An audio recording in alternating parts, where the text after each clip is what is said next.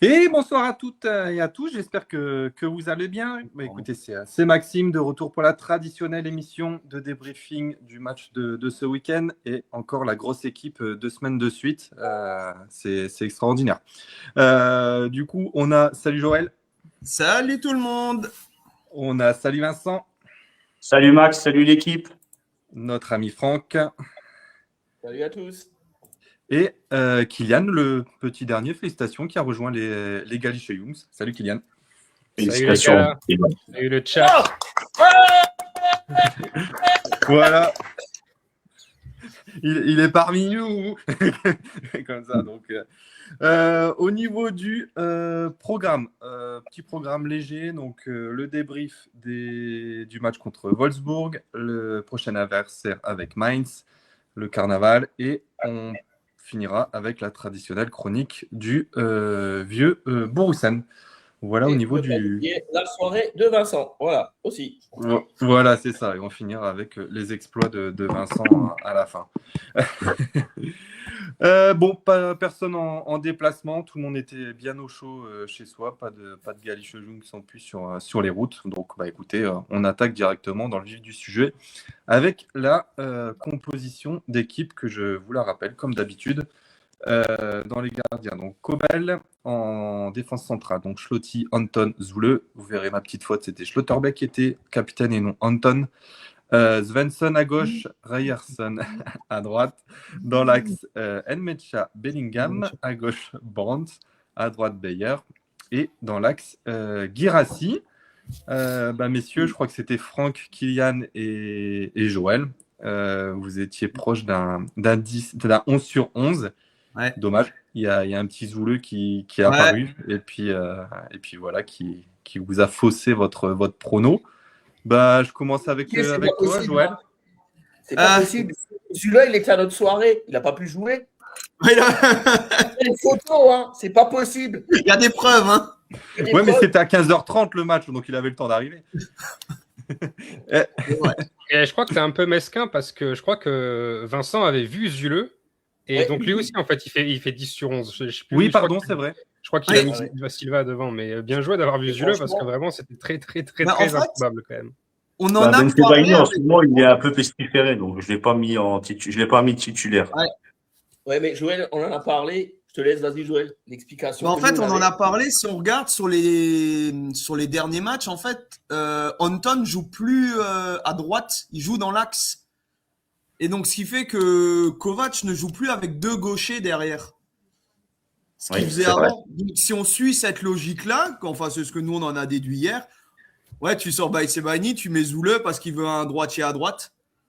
Et pas de. En fait, si on avait pris 5 minutes de réflexion ensemble et pas du copinage, comme ça a été dit, n'est-ce pas, Maxime? Oui, non, mais moi, je persiste sur les trois, ça s'écrit en dehors. Si on avait eu cette réflexion, on aurait mis Zoule et on avait notre perfect, mais ça aurait été un peu frustrant d'avoir un perfect à 2 ou à 3. Le mieux, c'est de l'avoir seul, mais bon. C'est vrai. Mais après, avec les absences et les. Hein? Super d'avoir mis Zuleux quand même. Hein. J'avoue que. Ouais. Mais après, avec les absences et les forces en présence, c'est la compo logique. Et là, voilà, il n'y a rien de spécial à en dire. Hein. Vu le banc, il y en a. À part Silva, il aurait pu, mais non, c'est logique. Ouais, c'est clair que c'était la compo un peu attendue. De toute façon, vu les scores de tout le monde, c'est que on était tous sur la même logique. Kylian, toi, la compo, qu'est-ce que t'en as pensé? C'est vrai que Anton joue beaucoup dans l'axe, mais dans une interview récente, il a expliqué que c'était là où il se sentait aussi le plus à l'aise, là où il savait communiquer le plus avec ses coéquipiers, notamment avec les milieux de terrain. On l'a toujours senti un petit peu en dessous quand il jouait à droite. Après, quel déficit tu imposes à l'équipe quand tu mets le titulaire? Ça, c'est toujours une question ouverte. Mais de base, moi, voilà, j'aurais préféré bien sûr voir Ben Sebaini parce que si ça s'avère juste, ça veut dire que Ben Sebaini a quasiment plus aucun temps de jeu dans l'effectif, et ça, je trouve que c'est pas possible, vu son niveau de performance dans la phase aller. Je trouve ça bien d'avoir capitalisé sur Mecha, Bellingham, Bayer, Brandt. C'est 4 clés de ce début d'année Les 4 ça marche bien, ça marche très très bien tous les 4, donc c'est important de les reconduire, de leur donner du temps de jeu. Et puis après, voilà, il n'y avait pas tant d'options que ça. Il y avait 3 gamins sur le banc, c'est bien. Enfin, il était temps. Difficile de se plaindre de cette composition finalement, puisque le dernier pion blanc, c'est le forfait de dernière minute de Couteau, qui était dans le groupe, qui était même dans le bus. Donc, difficile de reprocher quoi que ce soit à Kovac. C'est ça. Ouais, parce que là, ça aurait fait un peu gros quand même, 3 pions blancs. Faut pas déconner. Donc, c'est bien pour lui. C'est vrai qu'on n'a pas parlé des absents. Donc, il y avait Adeyemi. Donc, apparemment, c'est une torsion de la cheville qu'il a vu à Heidenheim. Et qu'il a. Comment? Pas une torsion du cerveau, non, c'est de la cheville. Non, pas encore. Ça, elle est là depuis longtemps, mais aucun traitement possible. Donc Chan, pareil, blessé. Donc apparemment, c'est pas la même blessure que la dernière fois, mais bon, pas avant fin février, je crois, son retour. Sabitzer sur le retour peut-être le week-end prochain, minimum sur le banc. Kovac pourrait voir. Et Couteau, voilà, c'était une petite un petit virus, donc je pense qu'il reviendra dès la semaine prochaine. Franck, Vincent, vous voulez rajouter quelque chose sur la compo ou sinon, non, mis à part que ça fait plaisir de voir sur le banc au moins nos trois jeunes, déjà, Inacio, Reggiani et Albert. Ça fait plaisir à voir. Okay. Non, apparemment, je suis le seul à qui ça fait plaisir, mais bon, c'est bien comme ça. Pardon. Mais je pense qu'il y a une différence à faire entre. C'est bien de les avoir vus sur le banc et de les avoir intégrés au groupe pro, mais en même temps, il ne fallait pas trop se faire d'illusions sur le fait qu'ils rentreraient pas, parce que. Alors après, tu me diras, s'il y a 4-0 à la mi-temps, tu les fais rentrer, bien sûr, mais c'est impossible. Mais donc. Moi, je me souviens d'une conversation qu'on a eue sur comment intégrer les jeunes dans le groupe professionnel. Je trouve que c'est super ce qu'il a fait pour le coup, Kovac. Merci Ricken aussi pour ça, parce que ça fait 3 jours qu'il s'entraîne avec le groupe pro. La première étape est passée, même la deuxième, entre guillemets. La prochaine étape, après, c'est de les intégrer vraiment sur le terrain. Mais si ça se fait que la saison prochaine, je ne trouve pas ça criminel. Je trouve ça très bien de les avoir mis sur le banc déjà, quoi. Mais ça aurait pu être une bonne stratégie d'en mettre au moins. Alors, je me fais peut-être des films, je suis peut-être un petit peu trop dans la science-fiction, mais regarde Mané, on l'a pas vu pendant un certain laps de temps, et pour le match contre l'Inter, on le titularise direct. Il a une grosse pression sur le dos face à une grosse équipe de Serie A. Et il a sorti un super match. Je me suis dit pourquoi pas pour ce match-là, t'as une chance. Enfin, t'en as 3, t'as 3 jeunes. Tu peux au moins peut-être pas en titulariser un, mais à l'heure de jeu en faire rentrer un et essayer d'établir le même processus. Oui, mais pareil, en fait, la comparaison, c'est ça. Pareil, la comparaison avec Mané, elle tient pas parce que Mané, ça fait 1 an qu'il s'entraîne avec les pros en fait. Oui, là, c'est vrai. Ils ont commencé jeudi à s'entraîner avec les pros, donc chaque chose en son temps. Oui, c'est vrai. Puis tu gagnes pas le match. Mané a déjà joué avec l'équipe, alors je veux dire, ça se compare pas. Et surtout que Albert, Inacio et Reggiani, c'est pas des U23, hein, c'est des U19, hein, juste pour dire quoi. Donc attention, faut quand même. Après, moi j'avais dit à Joël à un moment, un partout, on aurait pu faire rentrer ou Albert ou Inacio devant, je veux dire, pour donner peut-être. Qu'est-ce qu'on risquait, quoi. Tout à fait d'accord. Oui, mais on ne peut pas comparer, comme dit Kylian, tout à fait. Mané a quand même déjà un vécu dans le groupe, un vécu sur les matchs. Ces 3 jeunes n'ont jamais mis les pieds en équipe 1, hein, je veux dire. Et comme il dit bien, Kylian, ils sont intégrés jeudi, quoi. Oui, c'est vrai. Mais c'est peut-être un peu trop tôt aussi. Tu fais ça à 4-0. Hein. À 4-0, tu les fais rentrer parce qu'il ne va rien t'arriver. Tu les fais à 1-1. Vu surtout la deuxième mi-temps, c'est pas non plus un cadeau que de les envoyer à la 60e au casse-pipe. Hein. C'est ça. C'est quand même Wolfsburg. Hein, en fait. Ouais. Oui, voilà, c'est Wolfsburg sur le terrain. Joël, il y a un site frauduleux qui a dit que les jeunes n'étaient pas rentrés, alors que Reggiani est bien rentré. Hein. 40 belles secondes. 40 belles secondes. 40 secondes, oui. Il a fait 80 mètres. C'est bien parce que ça leur fait découvrir l'air de la Bundesliga, l'odeur de la pelouse, le stade. Regarde sa réaction, Kylian. De quoi? Qui a Reggiani? Reggiani était regarde ça en fait. Rien que ça, ça vaut. Rien que ça en fait, ça suffit. C'est symbolique, mais ça fait plaisir, quoi. bien sûr. C'est ça. Puis c'est un processus. Je veux dire, tu les fais venir, dans les gros pros, tu leur fais voir comment ça se vit un week-end en Bundesliga. On le savait qu'ils allaient avoir quasiment peu de temps de jeu, à part peut-être si ça faisait 4-0, comme vous l'avez dit. Ouais. Et après, pour rebondir par rapport à Mané, il a quoi? Il a 19 ans ou 20 ans. Là, on est en train de parler de minots qui ont 17 ans, 18, je crois, un des trois. Donc, c'est super jeune et puis ils n'ont aucune expérience. Donc, ouais, moi, personnellement, je pense que vous êtes d'accord, je m'attendais à aucune minute de temps de jeu sur cette prestation, sauf s'il y avait un exploit par rapport à tout ça. Mais en tout cas, Kell a un peu confirmé la chose que les trois devraient être souvent dans le groupe pour les tester et voir un peu cet été qu'est-ce qu'on fait au niveau recrutement et s'il y en a au moins un des trois qui peut passer le cap supérieur. C'est une bonne nouvelle. Oui, parce qu'au-delà de ça, Albert et Ignacio, sauf si je me trompe, c'est fin de contrat 2027. Donc peut-être qu'il sera temps aussi de leur faire signer un premier contrat professionnel, parce que ce n'est pas le cas encore maintenant. Albert, c'est fait, non? Parce qu'il avait signé avant de partir aux États-Unis. Ouais, je crois. C'est possible qu'Albert soit fait, ouais. Mais Albert, je trouve qu'en fait, dans la façon dont tu intègres ces jeunes-là dans le groupe, il n'y a pas de nécessité d'aller à toute vitesse, à tout prix. Prends le temps, fais les choses étape par étape. Et donc, l'étape de Wolfsburg, là, elle est bien, elle est respectée, je trouve. Et voilà, c'est super, ça fait plaisir. C'est ça. Et en tout cas, pour Reggiani, Roure a dit qu'il y avait des négociations avec l'entourage et le joueur pour une prolongation et puis un contrat professionnel. Donc, sachant que Schlotti sera suspendu contre Mainz. Donc, est-ce qu'on ne verrait pas peut-être ses débuts lors de cette rencontre? On verra bien. Mais bon, ça sera sûrement Ben Sebaini à la place de Schlotti, comme vous avez stipulé tout à l'heure. On n'aura pas trop de difficultés à trouver la défense sûre et certaine. Hein, parce que, bon, ce côté-là sera simple. Ça sera plus en bas. La défense est faite, en fait. Donc, le plus compliqué, c'est l'attaque maintenant à trouver qui va aligner parce que son milieu de terrain, c'est toujours le même. Hein. Donc voilà. On enchaîne avec le match, première période, seconde période. Donc ceux qui suivent le Borussia Dortmund, vous connaissez le résultat, 2-1 pour le Borussia Dortmund. Première période, on va dire, ça fait bien longtemps qu'on n'avait pas vu un Borussia Dortmund aussi beau dans le jeu. Pour une fois, on se faisait pas chier, regarder un match. Et quand même de bon augure, on va dire. Franck, je te laisse la parole, comme tu n'as pas encore pu trop parler sur la compo au début.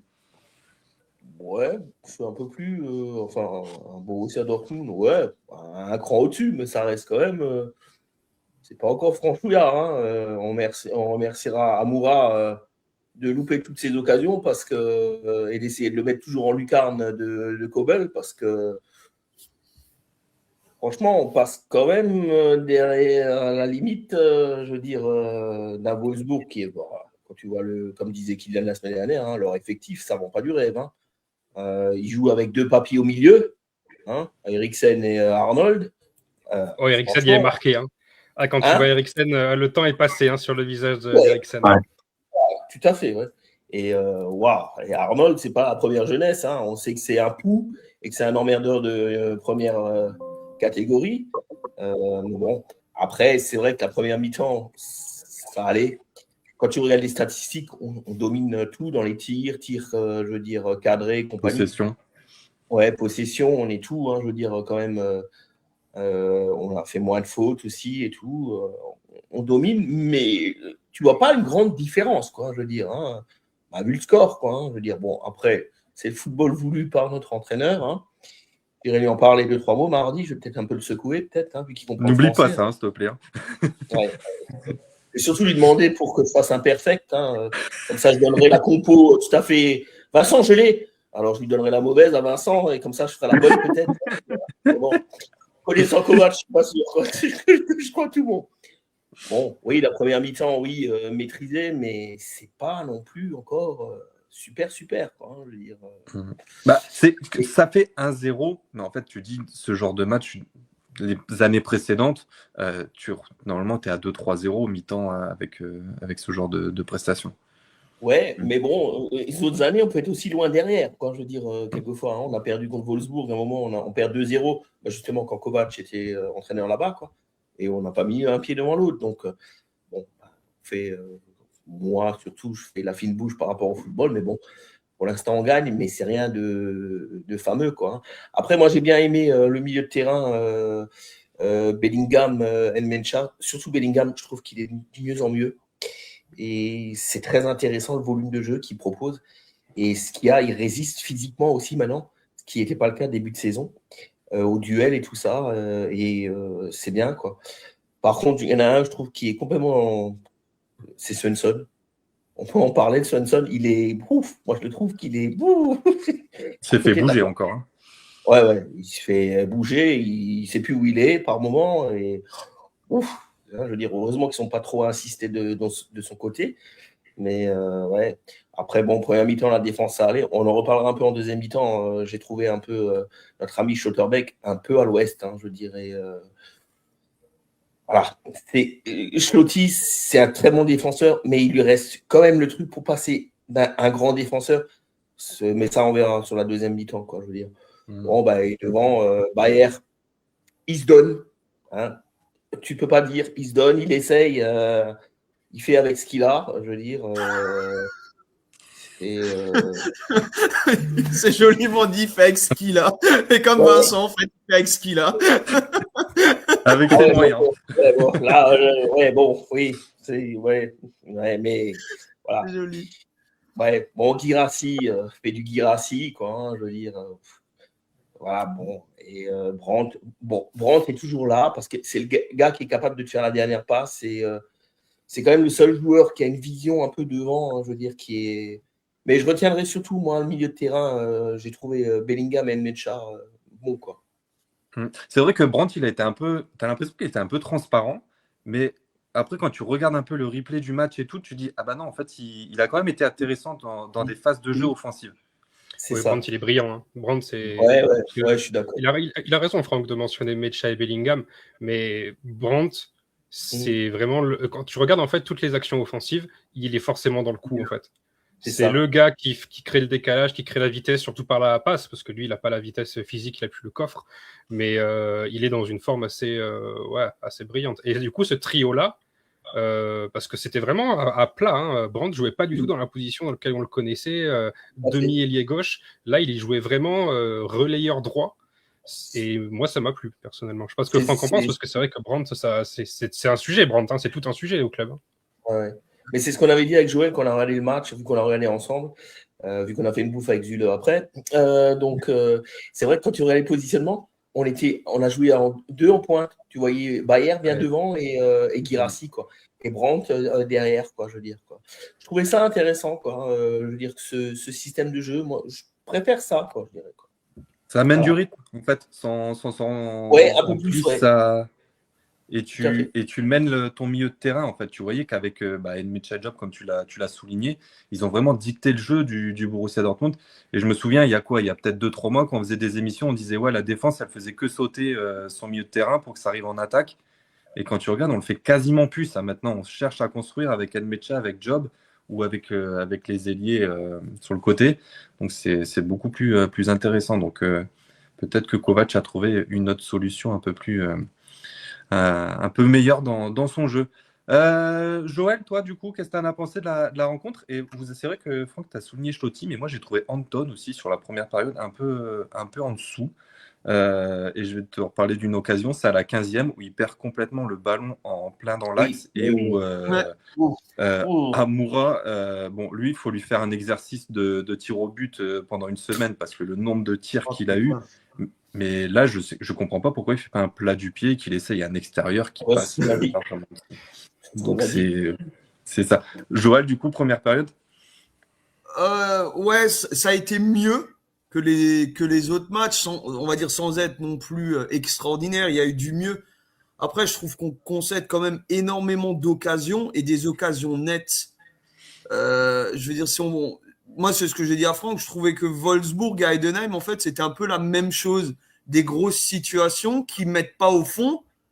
Et derrière, on en profite. Et c'est en fait un peu ça qui fait la différence, je trouve, sur cette première mi-temps et même sur la globalité du match. Mais la première mi-temps était mieux, ouais. Après, on l'a dit, hein.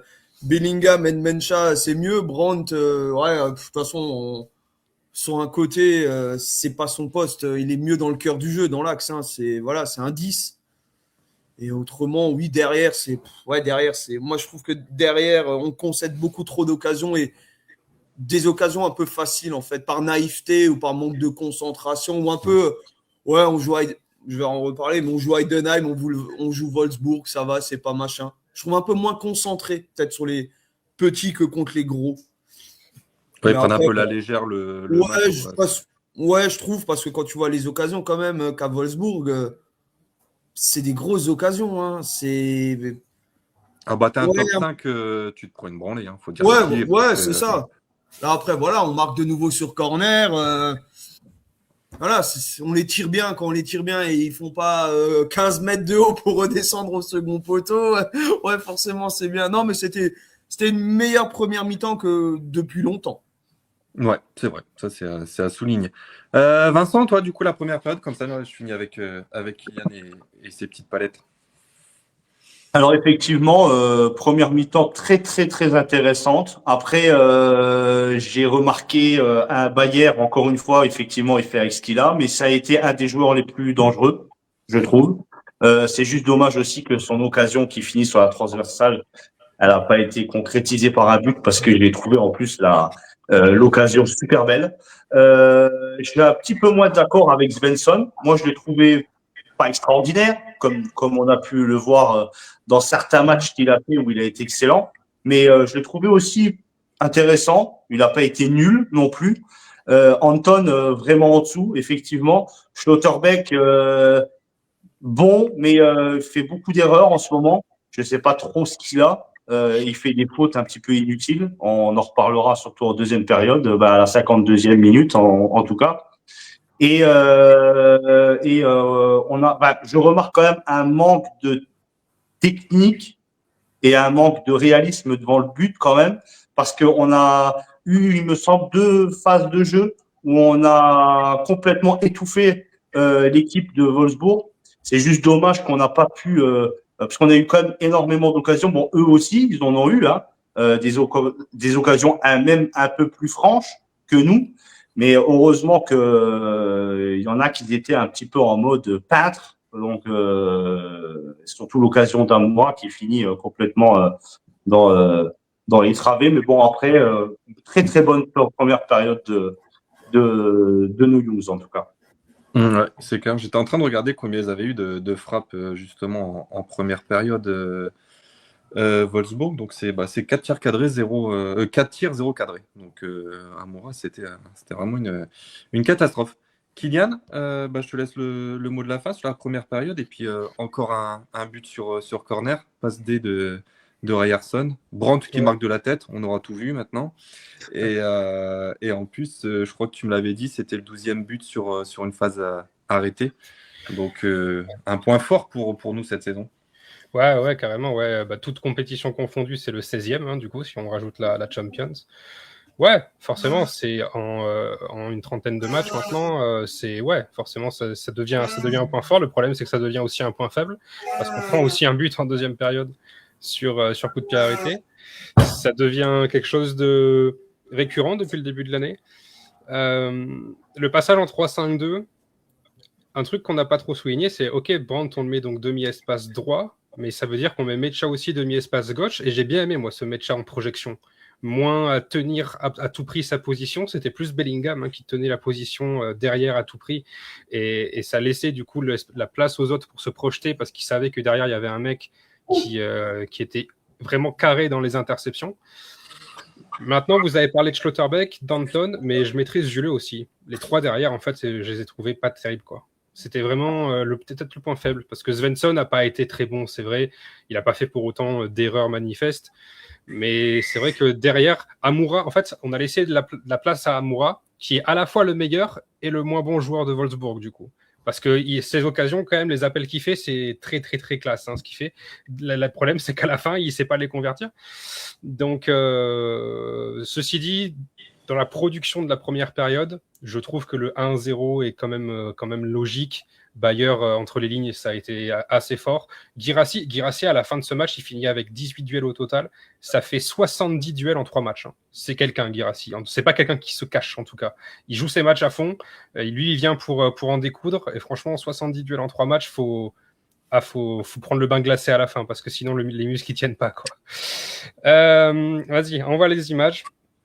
On va notamment s'attarder sur la fameuse occasion de Anton, mais avant ça, donc 7e minute, ça c'est typiquement le genre de situation que je pouvais critiquer, et notamment pour Bayer qui est le principal intéressé ici. Bayer ne prenait pas les bonnes zones d'espace. Bayer laissait les poches d'espace complètement vides et ne se rendait pas disponible. Et bien là, 7e minute de jeu, il est exactement là où il faut. Il y a un cercle fait par la défense de Wolfsburg. Bayer, il est exactement là où il y a l'espace. Il fait l'appel qu'il faut. Passe de Bellingham qui casse encore une ligne. Bellingham, son jeu vers l'avant, ça devient vraiment quelque chose. Il n'y a pas longtemps, on disait quels sont les joueurs que Kovac a vraiment fait progresser dans cette équipe. Bellingham, c'est sous nos yeux en fait. C'est semaine après semaine, Bellingham est de plus en plus fort.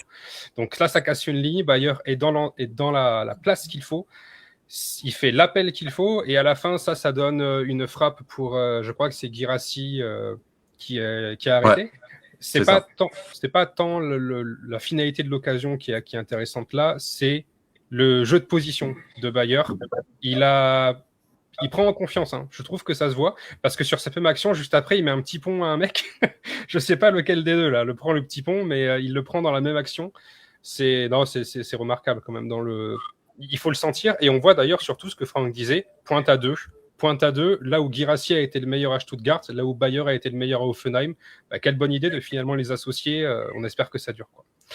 Voilà, 7e minute de jeu. Ensuite, on va enchaîner avec cette fameuse situation Anton qui perd le ballon. Alors, j'ai mis plusieurs diapositives sur cette action-là parce qu'il y a beaucoup de choses à dire.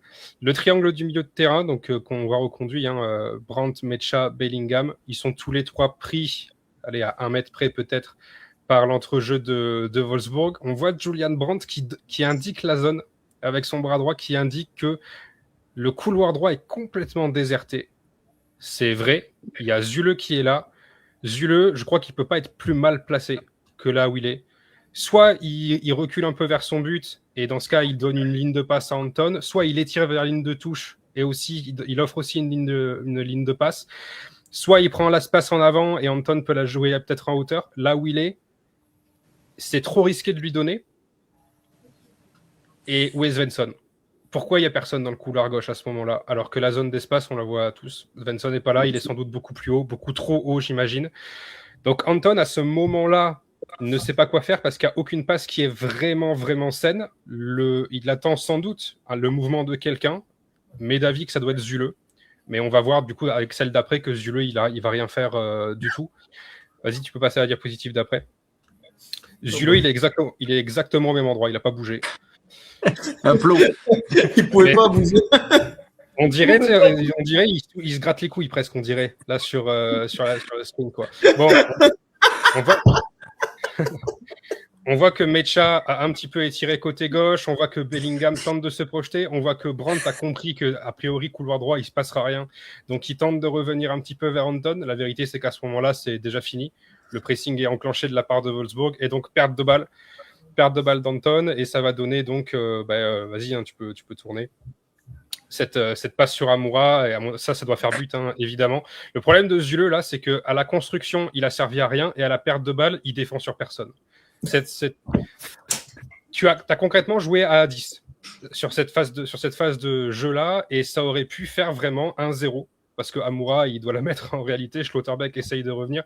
Je peux pas trop le critiquer en disant qu'il faut jouer le hors-jeu. Franchement, c'est compliqué à voir. Ça se joue en 2 secondes, quoi, même pas. À la course, et en plus, il le rattrape presque. Mais voilà, pour moi, tu m'enlèveras pas que Zule, sur les phases défensives, c'est pas une assurance tout risque, et sur les phases de construction, franchement, là, il aurait dû le voir, quoi. Il y a personne, gars, il y a personne. Prends ton espace et tire vers la ligne de touche. Je sais pas. Attends, juste revoir ce qu'en fait il a fait. Alors, il a fait ça. Il n'a pas bougé en fait. Sur les 3, il n'a pas bougé. C'était compliqué. Après, Kylian, je pense que si Amoura il loupe son tir, c'est principalement parce qu'il a la pression de Schlotterbeck derrière. Ouais, Schlotterbeck revient bien. On sait c'est le moins lent de nos défenseurs centraux. Il part avec un petit mètre d'avance. Il revient bien, c'est vrai. Mais bon, un mec de la qualité d'Amoura, il doit quand même la mettre. Et ça passe vraiment juste au-dessus de la barre. Hein. Ça passe vraiment à rien. Mais c'est vrai qu'il y a un beau retour de Schlotterbeck. Oui, mais bon, s'il se décale un peu sur la gauche, Amoura, Kobel est éliminé parce qu'il reste sur place.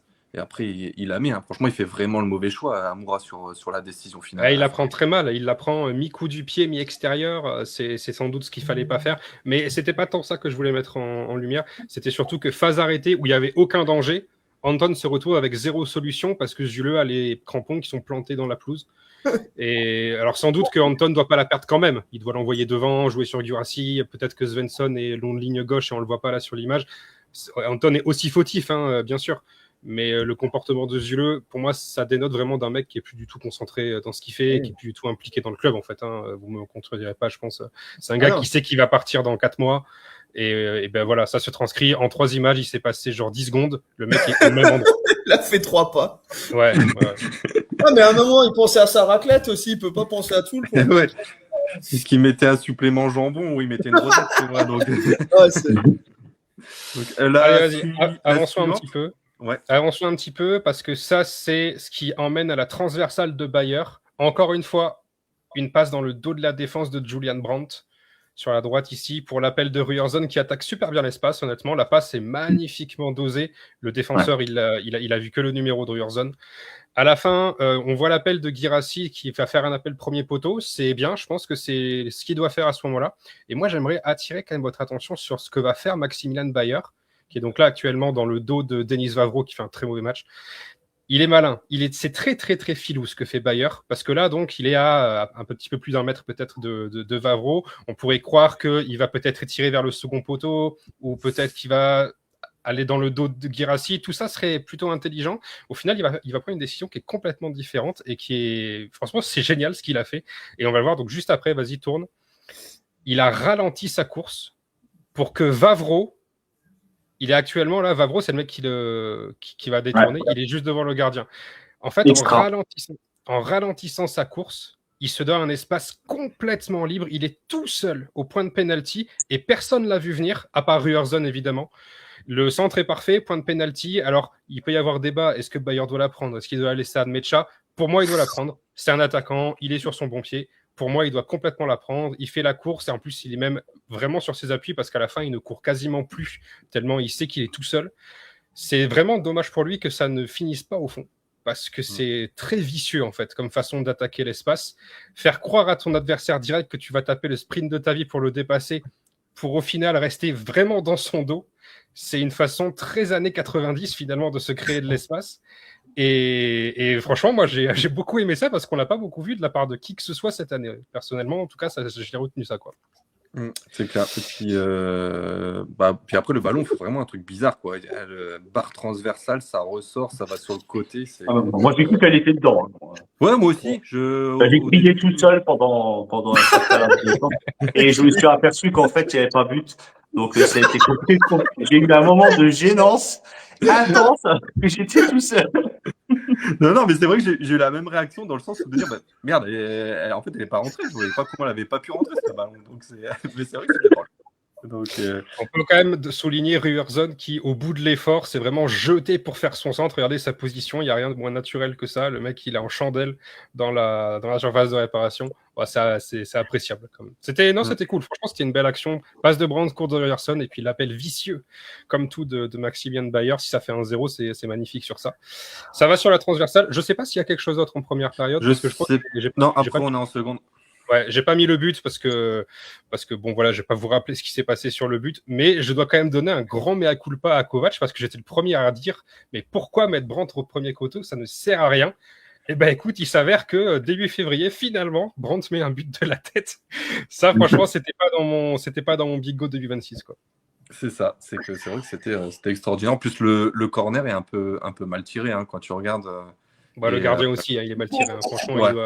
il doit garder son premier poteau. Qui est mal tiré sur le truc. Donc, mais en tout cas, ouais, c'est. Merci, Kylian.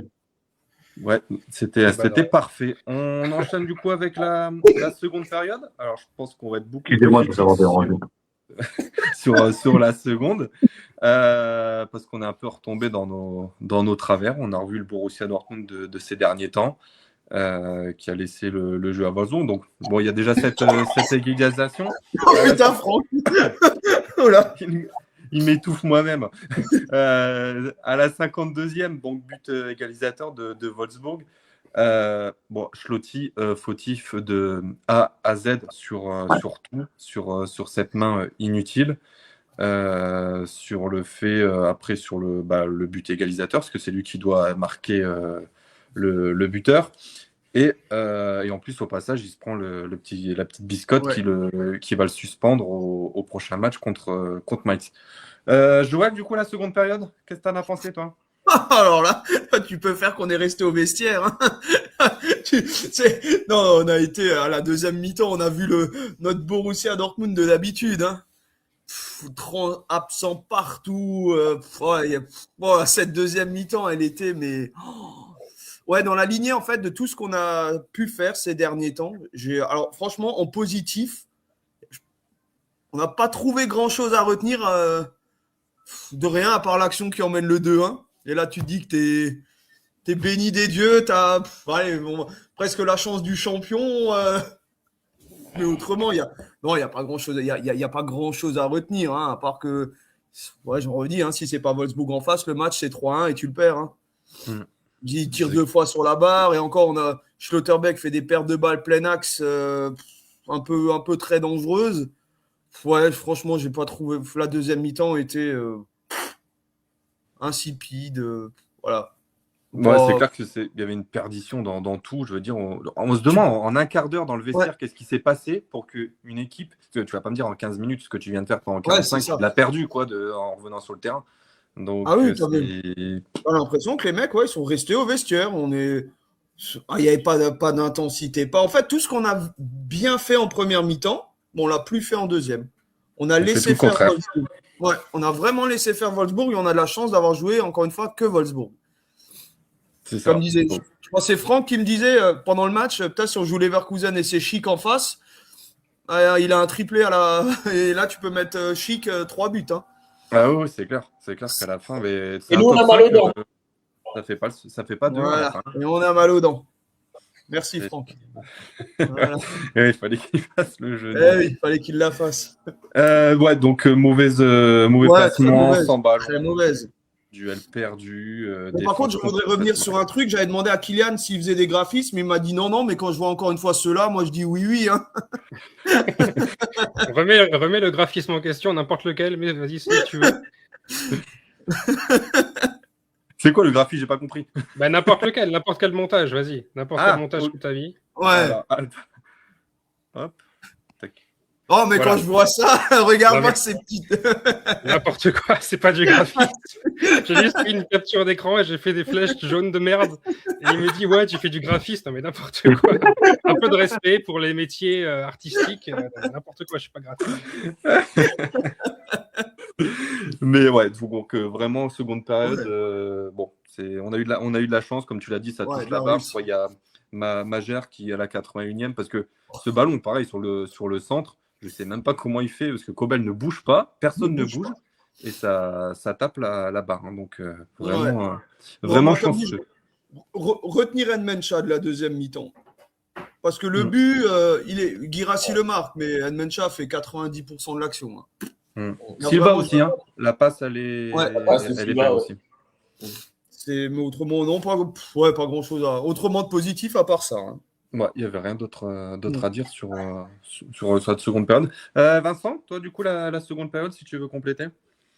Ouais, tout pareil, ça a été une deuxième mi-temps qui a été très, très, très compliquée, en tout cas pour mes yeux, à regarder, comparé à la première, hein, qui a été beaucoup plus intensive. On a cette main de Schlotterbeck qui nous amène à un but. Alors c'est un but con. Hein, pour moi, je le classe dans les buts très très cons de notre Borussia cette année. Après Schlotterbeck, il s'est un petit peu permis de discuter, mais quand on a revu les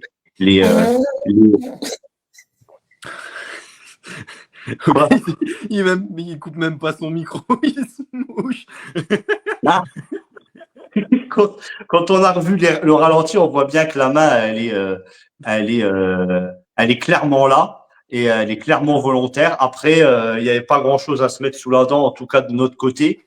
Et effectivement, Nmecha, l'occasion à la 87e minute pour Guirassy, c'était magnifique à voir.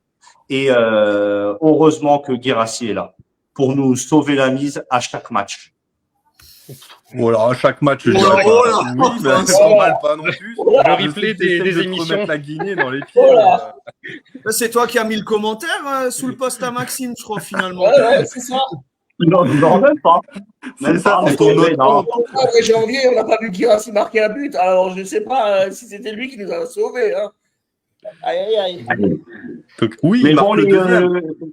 en tout cas, voilà, sur les 2 derniers matchs, Heidenheim et Wolfsburg, c'est lui qui nous sauve. Voilà. Oui, non, Ouais, oui, c'est bon. vrai. C'est pas. Je me Oui, permets oui. de le dire. Et puis il se donne. C'est pas un mec qui abandonne comme ça. Non, c'est vrai, c'est vrai. Mais c'est récent. C'est pas non plus à chaque fois. Comme À tu chaque dis. match.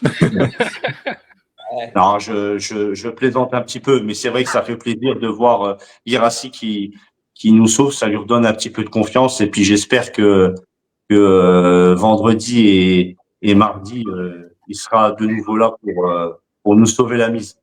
Mais écoute, bah, on verra tout ça. Franck, tu veux compléter sur la seconde période? Franck, Je pensais qu'il avait bugué, punaise. Non, mais vous avez tout dit, c'est parfait. Ouais. Moi, je retiens. Alors, on remet Wolfsburg dans le match grâce à Schlotti. Je me demande s'il n'a pas fait exprès pour prendre son carton et pour pas faire pour pas jouer Mainz, parce qu'après il y aura à jouer Leipzig et le Bayern. Donc, je soupçonne, je veux dire, quelquefois ces petits trucs, parce que la main, elle est vraiment bien volontaire et donc je soupçonne Schlotti de l'avoir fait exprès pour pas avoir son 5e carton ou contre Leipzig ou contre le Bayern. Mais je trouve que c'est nul. Et après, sur l'action, c'est lui qui couvre mal. Il essaye de feinter comme quoi le joueur fait faute sur lui. Pas terrible. Mais je retiendrai moi, je retiendrai surtout la fin, parce que la deuxième mi-temps, elle a été soporifique, quoi. Je veux dire, on a de la chance que vraiment Wolfsburg ne met pas ses occasions, que Amoura, d'après moi, il veut mettre le but du siècle, toujours en lucarne de Kobel. Et voilà. Mais Nmecha, la belle percée, quoi, la très belle passe de Silva. Mais ce but est quand même une grande production de Nmecha qui fait une belle percée, quoi, je veux dire. Mais comme dit, j'ai bien aimé le milieu de terrain, encore toujours Bellingham et notre ami Nmecha, quoi, je veux dire, qui ont vraiment, sur tout le match, eux ont été constants, quoi, je veux dire. Bon, et à noter, pour faire plaisir à Vincent, Guirassy a mis son but, quoi, je veux dire. Après avoir provoqué l'AVC de Chan, à tirer les pénaltys sur la planète Mars, il a mis son but, quoi, je veux dire. Et c'est son rôle de buteur et il l'a bien fait, quoi.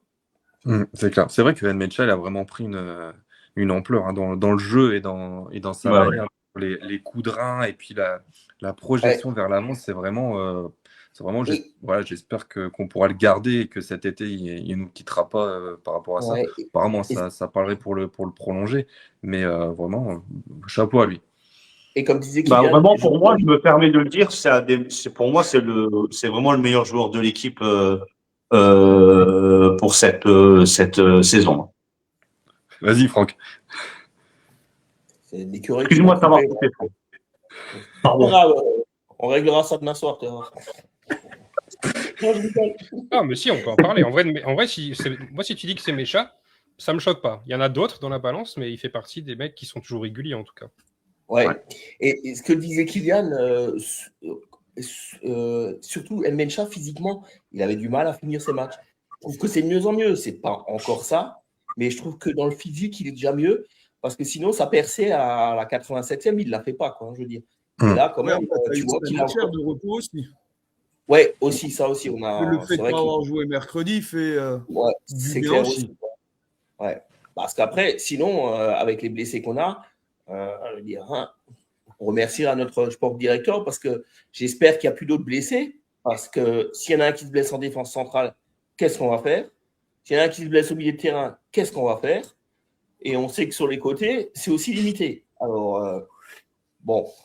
sinon, on n'aura pas le choix, il faudra faire jouer les jeunes, quoi, je veux dire. Mais Ah, tu vas descendre Mencha comme il avait déjà fait. Oui, aussi. Ouais, mais bon, le problème, C'est Mencha, la il solution, oui, mais après tu bricoles au milieu. Ouais, oui. Mais il y a Oshkan, arrêtez, c'est le Messi, donc il sera là au milieu de terrain. Ouais, bah. Donc après, tu as toujours Ryerson qui peut te dépanner en défenseur central, hein, il a déjà fait et il en a parlé. Hein, donc, mais bon, même si pas fan perso, mais il y a toujours des. Ouais, tu vas faire du bricolage, quoi, comme on sait faire chaque saison. Donc, bon. Kylian, je te laisse finir la seconde période. Et puis, quand tu veux, tu me dis pour les palettes. Ah. Oui. Bah, c'est vrai que la main, en fait, la main de Schlotterbeck, elle est suspecte quand même. Moi, je suis quand même d'accord avec Franck. Quoi. La main de Schlotterbeck, vraiment, il fait le geste volontaire. C'est quand même. Est-ce qu'il n'y a pas un peu de vice là-dedans de se dire que rater Mainz, c'est mieux que rater Leipzig? C'est ça se discute. Et le Bayern, bien sûr. Après, dans les satisfactions, au-delà de la percée de Mecha, l'entrée de Silva est une satisfaction parce que j'ai aimé aussi Bayer repositionner piston droit. Il s'est donné, Bayer. Hein. Franchement, il a fait un match. Alors, pas toujours en réussite, hein. Bien sûr, on connaît quand même ses limites. Mais là, dans l'investissement, c'est peut-être un de ses meilleurs matchs de cette saison. Que ce soit dans l'axe, piston droit, défenseur droit. Le gars, il sort à la fin. J'étais soulagé pour lui parce que putain, il était rincé. Il a couru pour 2. Et franchement, respect pour ça. Et donc, respect aussi à Kovac à un partout faire ce changement-là. Un changement donc résolument offensif. Tu ne veux pas me dire que tu fais sortir Ryerson pour faire entrer Silva et c'est un changement défensif, pas du tout. C'est vraiment tourné vers l'attaque. Et Silva qui est maintenant notre deuxième meilleur passeur décisif derrière Ryerson, donc, alors qu'il joue que des bouts de match. Hein, ça se défend aussi. Mais sinon, c'est vrai que je pense qu'il y a un souci avec le retour des vestiaires. C'est tout le temps, de la 45e à la 65e, on est mauvais. Et après, voilà, après, ça se réveille un peu. Il y a le coaching. Ça fait partie un petit peu des principes de jeu de Kovac, je pense, de revenir et d'être nul, quoi. Bon, eh bien, allons-y dans ce que j'ai retenu en seconde. Non, ça c'est la toute fin, je pense, Max. Ouais, pas du tout. Ici, voilà. Alors, je vais revenir sur ça parce que ça me conforte dans l'idée que plus je vois Anton jouer avec Zule et inversement, plus je pense qu'ils ne sont pas du tout faits pour jouer ensemble, en fait. Combien de fois j'ai dû montrer ce genre de séquence où sur un ballon dans le dos de la défense, Zule joue le hors-jeu, Anton joue la couverture. Encore une fois, je suis toujours d'accord avec Zule, qui en plus a le jeu face à lui. Là, pour le coup, je me suis foutu de la gueule de son orientation du buste contre Heidenheim. Là, elle est très bonne. Il a tout face à lui. Il a tout pour comprendre qu'il faut s'aligner avec Bellingham de l'autre côté. Et encore une fois, Anton couvre la course de Amoura. Ça fait pas but à la fin parce qu'Amoura, il était vraiment dans le pire match de sa carrière. Mais je suis de moins en moins convaincu de cette paire, en fait. Pas forcément de l'individualité. Anton Zule, bon, on peut critiquer Zule sur beaucoup de choses. Mais la complémentarité dans la manière de défendre de ces deux-là me pose un problème. Je pense que j'ai vu du mieux en fait chez Anton, mais j'ai vu du mieux chez Anton quand il jouait à côté de Mané, par exemple. Qui est un gamin qui va forcément jouer avec un petit peu un effet miroir et regarder ce que font les autres et répliquer un petit peu ce que font les autres. Zule, il a sa manière de défendre à lui. C'est un joueur d'expérience maintenant. Et je crois que c'est vraiment pas complémentaire avec ce que fait Anton. Et il y a tellement d'images qui le démontrent maintenant que ça m'inquiète un peu de les voir associés sur la feuille de match. Donc ça, 66e minute. Putain, on passe déjà là, t'es sûr 86 ouais, moi, tu m'as rien donné de plus après. Ok, très bien. Eh ben, c'est parce que... Ah oui, j'ai rien mis sur la faute de Schlotterbeck, c'est vrai. En fait, on va passer au but directement. Jeu très vertical de la part de Schlotterbeck pour Mecha. C'est appréciable parce que je trouve qu'en seconde période, puisqu'on est retombé un petit peu dans le travers, c'était beaucoup des passes faciles, en fait, qui ont été faites. Et la passe facile, à ce moment-là, pour Schlotterbeck, c'est pas celle-là. C'est de jouer à gauche sur Svensson qui est complètement seul. Et là, non. Il se dit un partout, 87e minute, on va prendre des risques et on va casser une ligne entière, éliminer 3 joueurs de Wolfsburg pour trouver de Mecha, qui est pas si seul que ça. Hein. Franchement, Eriksen, je pense que c'est Eriksen. Il est pas si loin que ça. Et derrière, il y a la course, quoi. Il y a la course de Mecha qui fait vraiment toute la différence. C'est la slide, je pense, d'après, parce qu'il doit rester plus que 2 normalement. La course de Mecha qui dribble 3 mecs. Il laisse 3 gars dans son dos. La passe pour Silva, elle est excellente, et la déviation de Silva aussi, avec la passe de Schlotterbeck, la course de Nmecha, la remise de Silva. En 3 mouvements, tu as éliminé toute l'équipe de Wolfsburg à la 87e minute. Effectivement, c'est Guirassy qui le met à la fin. Et heureusement qu'il le met, parce que sans ça, tu n'as pas les 3 points. Sans ça, tu ne mets pas 6 points dans la gueule à Hoffenheim, tu vois. Mais à un moment donné, Vincent l'a dit sur la conversation, le football, en fait, c'est simple. Mais c'est vrai, en fait. Le football, c'est simple. Une passe de Schlotterbeck, une course de Nmecha, une déviation de Silva, but. Et parfois, c'est le plus simple, le plus efficace. Souvent, en fait, c'est le plus simple, le plus efficace. Tu peux remettre la slide qui est juste avant, s'il te plaît? Parce qu'il y a aussi Maximilian Bayer, qui était donc encore sur le terrain à ce moment-là, qui a un espace qui est complètement vide devant lui.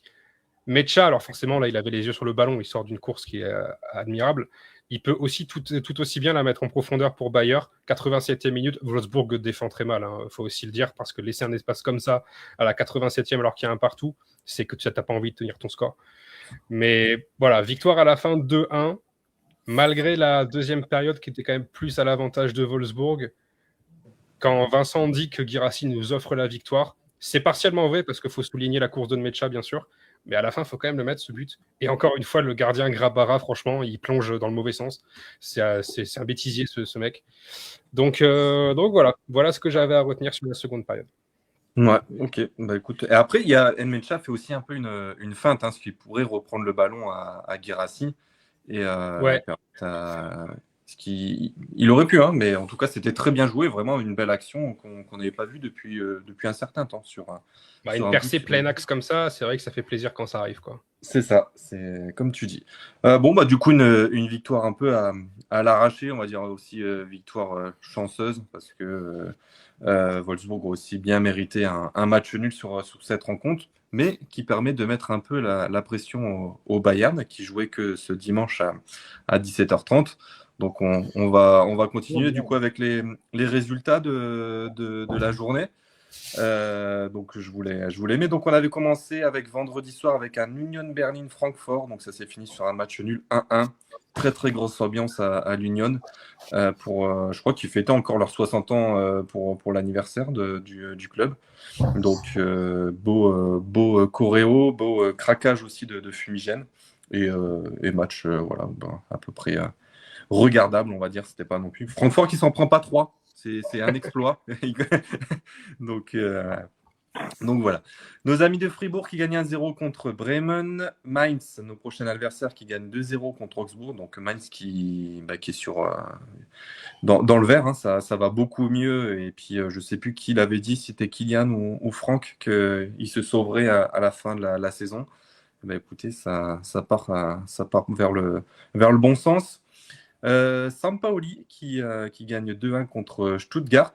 En fait, tous les derniers ont gagné quand même. Hambourg qui s'impose 2-0 contre Heidenheim. Gladbach-Leverkusen qui finit sur 1-1. Je crois qu'Kylian, tu as regardé le match, c'est ça, entre les deux? Ouais, j'ai regardé. Les deux équipes étaient vraiment pas terribles, quoi. Leverkusen méritait sans doute un petit peu mieux, mais je suis pas vraiment convaincu par le projet de jeu de Leverkusen. Moi. Voilà, donc c'était un derby. Köln qui s'incline contre Leipzig sur le score de 2-1. Et le dernier match qui nous a intéressé le plus, c'était la rencontre entre le Bayern et Hoffenheim, donc le premier contre le troisième. Et ça s'est soldé sur un score de 5-1 pour le Bayern. Alors, je pense qu'on a été plusieurs à regarder le match. Le score n'est pas du tout le reflet de la rencontre, parce que Hoffenheim a quand même, je l'ai trouvé, bien joué, même à 10. C'est battu avec ses armes. C'est vraiment une équipe, perso, plaisante à regarder. J'ai trouvé que ça jouait. Bon, dommage pour eux. Donc, mais bon, même les pénaltys sont un peu litigieux. Ça se siffle, mais c'était pas non plus les fautes les plus grosses fautes qu'on ait pu voir. Donc au niveau du classement, le Bayern 54 points, Borussia Dortmund 48, donc toujours 6 points. Par contre, ce qui est bien, c'est que Hoffenheim est relégué à 6 points avec 42. Donc on voit qu'il y a quand même une petite cassure maintenant entre le deuxième et le reste. Au niveau du bas du classement, Mainz du coup 14e, et c'est le Werder qui prend la place de barragiste avec toujours Sampaoli et Heidenheim au fond du classement. Vous voulez dire quelque chose sur le classement? Ouais, regardez, on a joué Heidenheim, Sampaoli, Wolfsburg, 3 des 4 derniers. Hein. Et Mainz vendredi prochain qui est 14e. Mais Mainz, c'est sur une autre tendance. Quand vous regardez les 5 derniers matchs, Dortmund, c'est 5 victoires sur 5 matchs. Après, il y a Hoffenheim, 4 victoires, 1 défaite, avec celle d'aujourd'hui. Et après, tout de suite, c'est Mayence, 4 victoires, 1 défaite. Donc là, on joue la 3e équipe de la plus en forme. Ouais, la plus en forme. Ouais, donc, c'est ça. On va bien se méfier. C'est ça. On va en parler juste après. Au niveau des rencontres, du coup, donc dans la semaine, il y a de la Pokal. Je crois qu'il y a un Bayern Leipzig. Non, c'est Leipzig-Bayern, si je dis pas de bêtises. Ouais. Mercredi soir. Et je sais, j'ai pas vu c'était quoi la rencontre de mardi. Au niveau du programme du week-end prochain, donc on entamera cette nouvelle journée avec un Dortmund-Mainz. Vincent, tu y vas? Normalement, j'y suis, ouais. Ok. Et personne d'autre, Joël ou... Ah, un vendredi soir, non. Ouais, c'est ça. Et Franck non plus, si j'ai souvenir. Donc, il y aura que toi, Franck, là-bas. Bon, il n'y a pas de choc direct intéressant durant cette journée. Tout le monde est un peu éparpillé à droite, à gauche. Donc, je ne sais pas si vous voulez relever quelque chose sur une rencontre. C'est Hertha Fribourg mardi en Coupe d'Allemagne. Ah oui, okay, c'est vrai qu'il y avait encore le. Et c'est Bayern Leipzig, hein, c'est au Bayern. C'est à Munich, ouais. Ah, c'est au Bayern, je pensais que c'était à Leipzig. Ok, écoutez, on pourra, pour ceux qui veulent, regarder cette rencontre. Voilà. On enchaîne avec. Non, Franck, tu regarderas F1 avec je ne sais plus quoi que tu avais dit. Avec Brad Pittoresque. Ouais, avec Brad Pittoresque. Voilà. On enchaîne avec le prochain sujet. Donc, du coup, c'est la rencontre qui nous attend entre le Borussia Dortmund et Mainz vendredi à 20h30. Mainz, du coup, Franck, en plus, c'est le thème, c'est le carnaval qui commence en France et un peu partout. Donc, qui se termine plus en Allemagne, hein, je veux dire. Plus en Allemagne et en France, ça débute. En Allemagne, il commence au mois d'octobre et termine à peu près, je crois que c'est début mars, quoi, je veux dire. Quoi. Donc, Mainz, équipe en forme, hein, changement d'entraîneur. Donc, Urs Fischer qui a pris la relève, quoi, hein, je veux dire. Donc, comme moi je l'avais dit, je sentais qu'il allait de toute façon inverser la tendance, et c'est le cas. Donc, à se méfier, hein, une équipe qui vient avec, pour les 5 derniers matchs, avec 4 victoires, quoi, je veux dire. Donc, et surtout qu'ils avaient fait un bon nul au Bayern aussi, en tout début de reprise, quoi, un 2-2, quoi, hein, je veux dire. Donc, il faudra se méfier, quoi, je veux dire. Ouais, ça sera pas un match simple. On joue vendredi. Je pense que Tcharny est de toute façon out, de toute façon jusqu'à fin février. Sabitzer sera peut-être dans le groupe, mais ne pourra pas jouer. On a la suspension de Clotti, hein, pas de Mané, Ademi, sa torsion, on ne sait pas, je veux dire, voilà. Donc, ça limitera quand même pas mal le choix, quoi, je veux dire. Et surtout qu'après, c'est un match un vendredi soir, tourné vers le match de Ligue des Champions tout de suite après, quoi. Mardi, ouais, contre l'Atalanta, ça c'est sûr. Donc c'est vrai que début de saison compliqué, hein, pour Mainz parce qu'ils étaient derniers jusqu'à la 18e journée, hein. Donc il n'y a pas longtemps qu'ils ont remonté un peu tout ça. 14e à ce jour, je vous donne quelques chiffres. Au niveau de leur saison, c'est 5 victoires, 6 nuls, 10 défaites. Donc les principales victoires sont là sur le mois de janvier et décembre. Comme tu l'as dit, Urs Fischer qui est arrivé en décembre, donc un peu en tant que pompier secouriste pour relever le club. Au niveau de leur rencontre, c'est quand même 3 victoires de suite, dont une victoire contre Leipzig. Donc ils peuvent tenir contre les gros. 39 matchs, toutes compétitions confondues entre les deux clubs, 22 victoires, 10 nuls, 7 défaites pour le Borussia Dortmund. Donc voilà. Kylian, situation de Mainz? En fait, Mainz, c'est une équipe qui est très compliquée à lire parce que c'est une équipe qui n'a plus rien à voir avec le début de saison. Et du coup, forcément, les statistiques de tout ce qu'il y a de positif aujourd'hui elles sont un petit peu diluées dans tout ce qui a été négatif jusqu'à décembre. Donc j'ai essayé de regarder depuis la prise de poste d'Urs Fischer, donc le 6 décembre 2025. Depuis ce jour-là, Mainz n'a perdu qu'un seul match. Une défaite en 2 mois. C'était sur la pelouse de Cologne. Et entre-temps, ils sont effectivement... il y a eu un match 2-2 contre le Bayern, mais c'était à l'Allianz Arena. Quel résultat? Et victoire contre Leipzig, à Leipzig aussi. C'est une équipe qui sait se déplacer, qui sait regarder les gros dans les yeux. Et quelque part, pour les joueurs de Mainz, il va y avoir on a fait un résultat à Munich, on a fait un résultat à Leipzig. Il n'y a rien d'impossible à aller faire un résultat à Dortmund, en fait, puisque le match est à Dortmund. Il faut avoir peur, je pense, de Mainz, parce que Urs Fischer, c'est un bandit. Urs Fischer, c'est le copain de personne. Il vient parce qu'il n'a plus rien à prouver de toute façon. S'ils l'ont pris, c'est pas pour rien. Donc, je pourrais vous donner les stats, en fait, de Mainz, mais ça n'a pas beaucoup de sens, parce que Mainz, c'est une équipe qui a tellement changé, en fait, avec l'arrivée de Fischer, que les statistiques, on va dire, générales d'équipe, elles n'ont pas tant de valeur que ça, comparé à ce que je peux faire de temps en temps. Mais par contre, ce qui est intéressant, c'est de voir les joueurs qui sont bons aujourd'hui, les joueurs qui ont un très bon niveau aujourd'hui sous Urs Fischer, et qui l'étaient déjà quand ça n'allait pas bien en début de saison.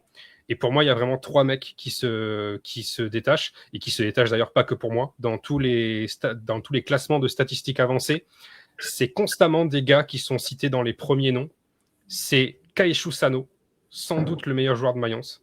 Si seulement il n'avait pas eu des affaires judiciaires bizarres au Japon, j'aurais tellement adoré que Dortmund se mette dessus. Mais Sano, c'est un mec qui est au club depuis 1 an et demi. Ils l'ont acheté 2,5 millions au Japon. Aujourd'hui, il en vaut 25. C'est l'un des gars qui est le plus pertinent dans un rôle de numéro 6 avec le plus de duels gagnés, que ce soit au sol ou dans les airs. C'est le joueur en Bundesliga qui a aussi récupéré le plus de fois le ballon pour son équipe. C'est l'un des joueurs qui fait le plus d'interceptions aussi au milieu de terrain dans tout le championnat. Un mec qui a une vraie science du placement. C'est un mec qui est largement au-dessus des moyens de son équipe. Ça, c'est pour leur numéro 6. Ensuite, leur numéro 8, un joueur qu'on connaît mieux forcément, Jae-Sung Lee. Alors lui, il a plus de 30 ans. Il commence à avoir 33 ans. Mais ça n'empêche que c'est une valeur vraiment sûre. Et franchement, quand tu as une doublette au milieu de terrain, Sano, Lee, tu as une doublette qui a le niveau pour moi de la Ligue des Champions. Ils sont tous les deux dans la forme de leur vie. Alors forcément, Jae-Sung Lee, on est plus sur la fin que sur le début, surtout si on compare à Sano qui a 25 ans. Mais si tu rajoutes en plus de ça, en numéro 10, Nadiem Amiri, qui est absolument excellent depuis qu'il a rejoint Mayence, il y a pour moi, et les chiffres avancés le disent, un meilleur trio que Mecha, Bellingham, Brandt. Et du coup, je me suis dit, s'il y a vraiment ces 3 mecs-là qui sont au-dessus du lot, comment c'est possible que Mayence soit aussi bas? En fait, la réponse, c'est qu'il n'y a que eux. Tout autour d'eux, c'est vraiment pas terrible. Ils ont un vrai souci au niveau du poste de numéro 9, notamment. Ils savent pas trop sur quel pied danser. La défense, Dominique Kor, c'est le boucher d'Allemagne. Stéphane Posch, c'est moyen. Bell aussi, c'est pas terrible. Ils ont Widmer et Dacosta, ça commence à piocher aussi un petit peu dans les années. Donc, ils ont un triangle qui est vraiment radieux, qui va être fantastique à voir. Malheureusement, autour d'eux, c'est encore trop moyen pour prétendre à l'Europe, mais c'est sans doute largement suffisant pour viser le maintien, très clairement. C'est ça. En plus, je crois que Franck, tu étais au match, au match aller. Ouais, c'était ça où on avait gagné 2-0. Ou même Guirassy se blesse à l'échauffement, c'était ce match-là. Oui, c'est ça. Ouais. Donc, ok. Donc, c'est un petit souvenir. Vincent, du coup, comme tu seras sur place, les attentes un peu du match, et qu'est-ce que tu attends, quel est un peu ton prono, même si je sais que des fois c'est l'opposé. Oui, alors moi déjà c'est un match, c'est une rencontre qui me fait peur, parce que je me déplace là-haut effectivement, et puis c'est sûr que se déplacer des fois pour des prestations lamentables, ça me fait un petit peu peur. Ça me fait peur déjà principalement parce que c'est souvent une équipe, à chaque fois qu'on les a rencontrés, j'ai souvent eu l'impression qu'on a eu du mal. Ça me fait doublement peur parce que on a énormément d'absences et énormément de blessés. Ça me fait triplement peur parce que on a une équipe de Mainz, qui revient de loin et qui revient bien. Maintenant, comment aborder cette rencontre en tant que coach de l'équipe, tout en sachant qu'on a le match de Ligue des Champions qui arrive très très vite, donc le mardi. Hein. Qu'est-ce que tu fais? Est-ce que tu mets tes titulaires de manière logique, donc c'est-à-dire tous les Ben Sebaini, les Zule, les Anton, pas les Schlotterbeck du coup parce que il sera absent pour ce match. Ou est-ce que tu peux peut-être, tout en sachant aussi qu'on a 6 points d'avance sur Offenheim, prendre le risque de faire des petites surprises, notamment avec nos jeunes? Ouais, je sais pas. Je me fais peut-être des illusions, mais ça c'est quelque chose qu'on peut prendre en compte. On verra, hein. Peut-être il nous fera mentir à Kovac, hein, donc, mais pareil, j'y crois pas trop. Puis de toute façon, regarde, je te remets si tu veux la compo. À part faire tourner Ben Sebaini, Choupo-Emeka et Silva, tu peux faire tourner que sur 3 postes. Hein. Le reste, c'est tous ceux qui étaient sur le terrain présents. Donc, à part si Adeyemi revient et puis Salter ne pourra pas. Après, je dis pas qu'il faut remodéliser le 11 de départ. Hein. Je dis juste qu'on pourrait peut-être faire souffler certains joueurs et prendre le risque de faire démarrer un des 3 jeunes justement qui était sur le banc samedi. En tout cas, pour cette rencontre. Tu veux jouer le titre ou tu veux jouer la rotation là? Je crois que tu prends Mainz vraiment à la légère, Vincent, parce que beaucoup. Ce qu'a dit Franck, c'est intéressant. Sur les 4-5 derniers matchs, c'est la 3e meilleure équipe d'Allemagne. Ça, c'est vrai. Mais je suis remonté jusqu'à la prise de position d'Urs Fischer. Où serait Mainz si la Bundesliga avait commencé le 6 décembre? Eh bien, Mainz serait actuellement 5e. 5e. Non, mais 5e. Et Dortmund serait premier. Mais ça, voilà, c'est pas pour. Il n'y a pas de compétition. Mais je pense qu'il faut vraiment pas considérer le match de Mainz comme un match acquis, en fait. Et Vincent, je te rappellerai que contre Heidenheim, après 6 matchs en 3 semaines, il a fait tourner personne. Donc, je pense que contre Mainz, il ne fera tourner absolument personne et tout le monde jouera. Surtout qu'on aura encore une semaine de vacances. Je suis d'accord avec toi, Kylian. Mais on faut pas oublier une chose, et ça c'est quelque chose parce on se met souvent dans l'esprit de nos joueurs, mais on se met pas non plus dans la tête de l'effectif adverse. C'est que nous, on va jouer contre une équipe qui remonte, exactement, c'est vrai. Mais par contre, eux, ils vont jouer contre une équipe qui est quand même 2e au classement. Prends Heidenheim et Wolfsburg. Ils n'étaient pas dans la forme de Mainz et ils nous ont joué avec rien à perdre. Donc là, je suis d'accord. Donc c'est encore. Mais en fait, Mainz, comme dit Kylian, c'est le match piège par excellence, en fait. Excellent. Tu joues Mainz qui est dans sa forme de la saison, qui vient à Dortmund qui n'a rien à perdre et qui vient en confiance. Tu as joué Wolfsburg et Heidenheim qui étaient pas en forme, qui étaient dans un trou et qui n'avaient rien à perdre. Donc Mainz en forme qui n'a rien à perdre, c'est le match piège tout le monde le voit venir à des kilomètres. Hein. À des kilomètres. Qu'ils aillent chez le 2e, ils ont joué Bayern, comme a dit Kylian, les yeux dans les yeux. Hein. Et là, ils sont à l'Allianz Arena, ils jouent le Bayern qui était sur encore une autre forme que nous. Et ils n'en avaient rien à carrer. C'est eux qui ont mis fin à la série du Bayern. C'est eux qui ont mis fin à la série de Munich. Hein. Ils viennent à Dortmund, mais ils en ont rien à foutre de jouer Dortmund, de jouer Leipzig, de jouer qui tu veux. Ils jouent décomplexés. Vendredi, ils joueront, mais on perd. S'ils perdent, on va dire quoi? Mais c'était attendu. Par contre, s'ils font un résultat, c'est attendu parce qu'ils sont en forme. Mainz, le match piège à des kilomètres. Et surtout que Urs Fischer a toujours bien réussi contre le Borussia Dortmund, surtout quand il a entraîné l'Union Berlin. Donc, c'est un gars qui sait très bien comment manœuvrer une équipe comme Dortmund. Hein. Donc, mais faire jouer les jeunes, là, tu te plantes complètement. Et comme dit Kylian, sous-estimer Mainz, c'est... Voilà, surtout pas. Hein. On a joué Sampaoli, Heidenheim, Wolfsburg, qui sont là que du classement. Là, je pense que le match, c'est un cran au-dessus. Hein. C'est la première fois de l'année qu'on va rencontrer une équipe qui est dans une spirale positive. Jusque-là, on rencontrait que des équipes qui broyaient du noir au fond du classement. Toutes les semaines, je disais que tous les signaux étaient au rouge. Pour Mainz, c'est strictement l'inverse. Tout est au vert, en fait. Et c'est pour ça que. Tu les joues peut-être au pire moment de la saison. Sans doute, puisque pour l'instant, c'est pas une équipe qui est 100% rodée encore. Ça se voit notamment parce qu'ils cherchent encore leur numéro 9.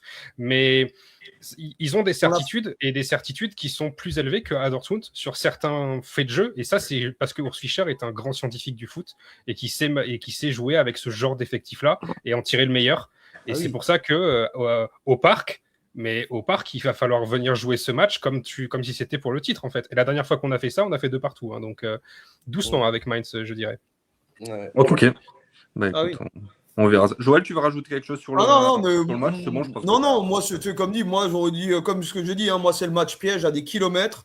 Tu joues Mainz au mauvais moment parce que, voilà, ils sont en forme et puis ils viennent décomplexer. Alors, non, c'est le match mais piège. Mais alors, la seule différence, c'est que Dortmund le sait qu'il faut prendre ce match au sérieux. Quand ils ont peut-être joué Heidenheim, Wolfsburg, pour moi, ils l'ont peut-être pris un peu à la légère. Mais ce match-là, ils ne peuvent pas dire à la fin du match « Ah, on ne savait pas à quoi s'attendre ». Là, tu sais très bien à quoi t'attendre. Exact. Ouais. C'est pour ça que la définition de match piège n'est pas tout à fait vraie. Parce qu'en fait, Mainz, tu t'attends à une opposition réelle. Tu vois. Voilà, et en plus, ils n'ont pas grand monde de blessés. Alors, c'est juste leur gardien, Zatner est blessé, mais Zatner, moi, je ne suis pas fan. Et Anthony Cassi, qui est leur piston droit, qui est blessé aussi. Je crois que c'est fin de saison pour lui. Mais ils arrivent avec un groupe qui gonflait à bloc, où tout va bien. Et quand tout va bien dans un groupe, mais rien ne peut t'arrêter, en fait. Et je pense que Max nous a montré tout à l'heure les affiches de la journée qui arrivent. Les gros jouent contre les petits. Donc, tous les gros doivent scorer, y compris Dortmund. Sauf que Dortmund a le match le plus compliqué du week-end. C'est ça. Donc, voilà. En plus, on commence le week-end. Donc, on sera scellé dès le vendredi soir vers 22h30. Donc, et on devra attendre les résultats des autres par rapport à ça. Ok, on va s'arrêter là sur Mainz. On va finir avec Franck, avec sa chronique du vieux Borussen. Peut-être, Joël, si tu as la réponse, t'attends un peu. Et puis, si... je pense qu'on est d'accord. Ouais, t'inquiète. Donc, comme ça, on laisse un peu Kylian et Vincent. Casse-noisette. Et puis Casse-Noisette, voilà. Donc, et nous partons sur un joueur offensif. Vas-y, Franck. Donc poste principal, milieu offensif et que milieu offensif, quoi. Un vrai 10, positionné souvent en 9,5. Je suis un joueur donc offensif qui a joué sur 3 décennies, 80, 90 et 2000. J'ai été international allemand, 85 sélections. Et comment dire, j'ai connu que 2 championnats. J'ai la particularité aussi d'avoir joué dans un club 3 fois, dans le même club. Donc, j'ai commencé dans un club, je suis parti de ce club, je suis revenu dans ce club, je suis parti et je suis revenu. Je dirais Andreas Müller. Jawohl, bien vu Kylian. Bien joué. Bien joué. Notre Andy Müller. Mais oui. Champion du monde avec l'Allemagne en 90. On fait jamais été titulaire, je crois, que des brides. Bon, à l'époque, l'Allemagne avait tout ce qu'il fallait. Il y avait Hessler et compagnie. Et donc, voilà, j'ai été formé à Francfort et j'ai fini à Francfort en fin de carrière. Et bien sûr, un petit passage chez nos amis de Schalke 04, qui restera un peu en amertume. Hein. Il a la particularité aussi que c'est un joueur, je crois, qui, avec 3 autres joueurs, a gagné la Ligue des Champions, la Coupe de l'UEFA, la Coupe intercontinentale et la Coupe du Monde. Je crois qu'il n'y a que 4 joueurs qui ont fait ça. Il y a Jürgen Kohler qui est dedans, je crois, et je ne sais plus les autres. Il y a un joueur de Chelsea, si je me souviens bien, qui a aussi ça. Et je crois un Espagnol encore, quoi, qui ont gagné ces 4 grands titres, quoi, je veux dire. Quoi. Andy Müller, c'est un joueur doué techniquement, était très en avance sur son temps, mais je veux dire, il laissera une image un peu mitigée. Par ses performances, il a toujours été très bon, Il nous offre le titre aussi en 95 quand tous nos blessés, Riedel et Chapuisat, où il tire le coup franc contre Hambourg, il détourne le mur par la droite, sur un ras de terre magnifique. Et il est aussi à une des polémiques. C'est lui qui est un peu l'instigateur des simulations. En 95, Andy Möller fait une simulation contre Karlsruhe. Et d'ailleurs, on lui a donné son surnom après de Schwalbe Andy. Schwalbe veut dire simulation en allemand. Et ça avait fait polémique. Et d'ailleurs, il a eu une allemande de la DFB, je crois de 10 000 Deutschmark à l'époque, pour cette simulation. Ok. Ouais, ce qui en fait, et après, il a eu une réputation dès qu'il était dans la surface de réparation, qui avait faute. Un peu le précurseur du cas ADMI, quoi. Et si vous avez l'occasion de voir une fois cette fameuse simulation contre Karlsruhe, elle est phénoménale, hein, parce qu'on voit bien que c'est une simulation, quoi, je veux dire. Et vraiment, elle est un peu rentrée dans la légende. Hein. Ouais, c'est vrai. Alors, voilà. Lui, il est légendaire, c'est pour ça. Ouais. Hein. Et, ça a marqué l'histoire de la Bundesliga. Donc, voilà, Andy Möller, et avec Jürgen Kohler, Fernando Torres, Juan Mata et Pedro, dans le cercle fermé des joueurs ayant gagné les 4 titres internationaux considérés comme majeurs. Coupe du Monde, Euro, Ligue des Champions, Coupe de l'UEFA. Ok, bravo. Bravo. C'est le meilleur passeur du club, c'est ça? Ou je me trompe, ou c'est Royce? Je crois que Royce est deuxième. Hein. Je crois que je l'avais dans le truc, je crois que Royce est le meilleur passeur, mais Möller fait partie des 3 premiers aussi, il est dedans, quoi, je veux dire. D'accord. Je crois qu'il est même deuxième, et je crois que c'est Brandt qui est troisième, parce que Brandt est en activité encore avec nous, quoi. Un super joueur, je veux dire, une technicité. Comme dit, il était vraiment en avance sur son temps. Il avait, mais c'était un pleurnicheur. Vous pouvez voir une vidéo, ceux qui connaissent, à un moment sur un match du Bayern. Là, Matthäus le fait aussi. Il lui fait comme ça, parce que c'était toujours un gars qui cherchait la simulation, je veux dire un peu. Mais après, quand il jouait, il était très fort techniquement, un très bon tireur de coups francs aussi, hein, et il gagne quand même quelques titres majeurs avec nous, je veux dire. Donc, il fait Francfort, Dortmund, il repart à Francfort, il va à la Juventus, il revient chez nous avec dans les bagages Julio César, Stefan Reuter, Jürgen Kohler et tout ce qu'on sait qui est revenu d'Italie. Il fait partie des légionnaires, comme on appelait à l'époque. Hein. C'était tous les internationaux allemands qui avaient gagné la Coupe du Monde en 90 en Italie. Et à l'époque, l'Allemagne était une nation forte. Et on appelait ça les légionnaires. Ils sont tous partis en Italie jouer. Hein. On en a eu une pléthore. Presque toute l'équipe d'Allemagne avait joué en Italie. Que ce soit Köhler, Riedel, je veux dire lui, Hessler aussi, et compagnie. Tous avaient joué. Jürgen Kohler, hein, je veux dire Zarmer aussi, tout ça. C'était vraiment les légionnaires. Et après, tout le monde est revenu en Allemagne à un moment. Et dont lui aussi, quoi. Voilà, c'est le numéro 10, un peu qui aura marqué la Dortmund. Des numéros 10, on en a eu quelques-uns. Lui fait partie comme notre ami, le petit Mozart. Ozeki. Ouais. Mais lui, c'était avant, quoi. Un très bon joueur. Dommage qu'il n'a pas eu la mentalité.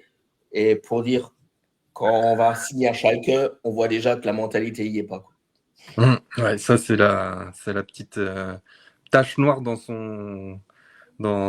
sa carrière, quoi. Mais bon, okay. Tout le monde n'est pas parfait, comme on dit. Hein. Donc, mais écoute, non. Franck, merci pour la chronique et puis encore un peu de nostalgie et de passé avec les anciens joueurs. On termine avec le petit classement de notre petit jeu entre nous. Donc, Mister Kylian toujours en tête, 120 points. Vincent, 119, qui récupère la seconde place. Moi-même et Joël, égalité de points, 118 points. Donc, je te laisse, si tu veux, t'es troisième. Non, c'est bon. Non, c'est bon. Et Franck, dernier, 117 points, mais qui garde le wagon accroché à la locomotive Kylian. Donc, il perd pas le nord. Il attend juste le bon moment pour sortir du bois. Voilà. On parle pas de la bonne personne. C'est Vincent qui sort du bois. Elle est tourée. C'est la première qui m'est venue, hein, désolé. Voilà, c'est ça. Et je finis juste avec une petite dernière chose. C'est Joël qui m'avait envoyé ça vendredi. Parce que maintenant, c'est un pro de l'intelligence artificielle, notre président. Il fait que ça à longueur de journée maintenant. Donc voilà, comme si certains ne le savent pas, voilà, Kylian et moi-même, on a réussi à choper par miracle des places pour aller voir le match de l'Atalanta à l'extérieur, en Italie. Donc du coup, on avait fait ce petit montage. On reconnaît Kylian à 100% sur cette photo. Ouais, c'est vrai. Donc voilà, donc ça sera un beau moment partagé. Puis on t'enchaînera aussi avec nous le Bayern quand on ira chez Franck à ce moment-là. Voilà, messieurs, on s'arrête sur ça. Merci beaucoup, comme d'habitude, pour votre présence. Écoutez, il n'y a pas trop de commentaires ce soir. Tout le monde doit être devant le match du PSG contre Marseille. Tu as toujours ton fan, Pascal, Kylian, qui dit belle plaidoirie. Ouais, quand tu as raconté un peu Mainz. Et puis, écoutez, semaine de repos encore pour tout le monde. On se retrouvera du coup dimanche prochain pour le débrief de la rencontre contre Mainz. Voilà un peu tout. Messieurs, merci beaucoup. Passez une bonne semaine, une bonne soirée. Et puis, comme on dit en Allemagne, tschüss. Tschüss.